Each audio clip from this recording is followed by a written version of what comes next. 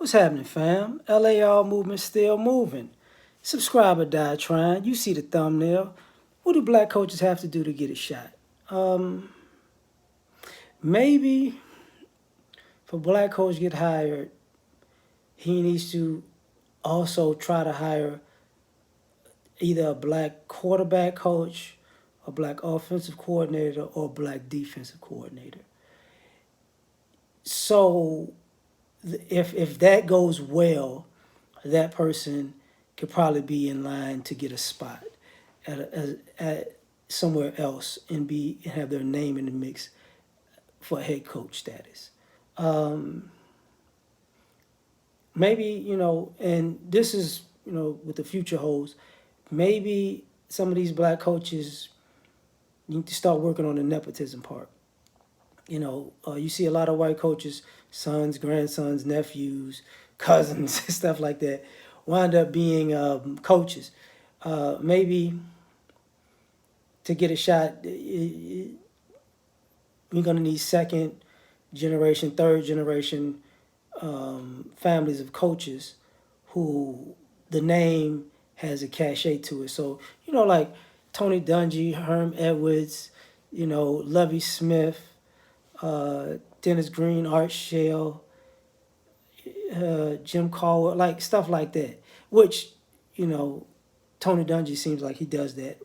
Raheem Morris is like, well, Mike Tomlin, who knows? Um, Maybe that can help coaches get a shot because certain names that have cachet in the business.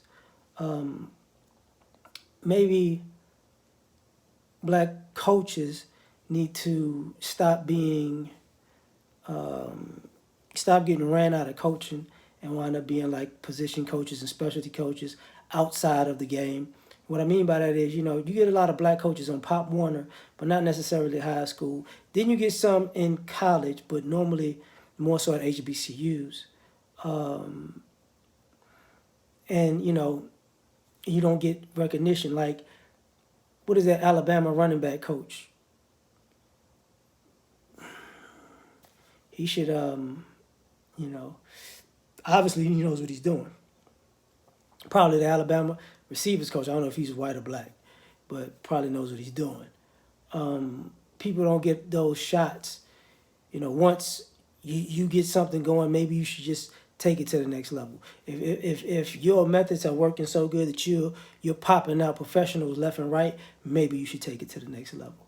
Um, and more if you ex players, and I know this to be true that um, there are a lot of black players who became coaches, and one of the issues is the coaches who were not players have an issue with that. Like because the kids are listening to it and the young men are listening to the coaches who did it before more so than they will the guys who didn't, and that creates a bit of a rift. So it's kind of like a unspoken thing where guys who weren't players um, really just hate on a lot of black coaches who were players, so they don't get as many opportunities as necessary.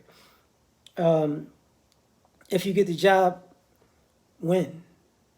I mean, unfortunately, you know, you're not going to inherit a job like Mike Tomlin or something like that. Um, Normally, black coaches are given a stigma, especially in the NFL. They're going to get a team that's going in the dumps or an organization that's trying to rebuild from being in the dumps. So you normally a black coach is going to take over and put the pieces in play for them to be a winning organization and then get fired.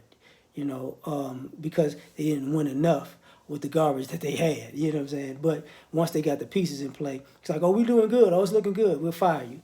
Um, so if you're gonna rebuild a team, maybe just maybe uh, try to become the GM or try to get a black GM hired so a black GM can be in the ranks so you know organizations to be comfortable with black people in that position so they can have a little bit of cachet as far as hiring, because you got a lot of black agents but not a lot of black GMs.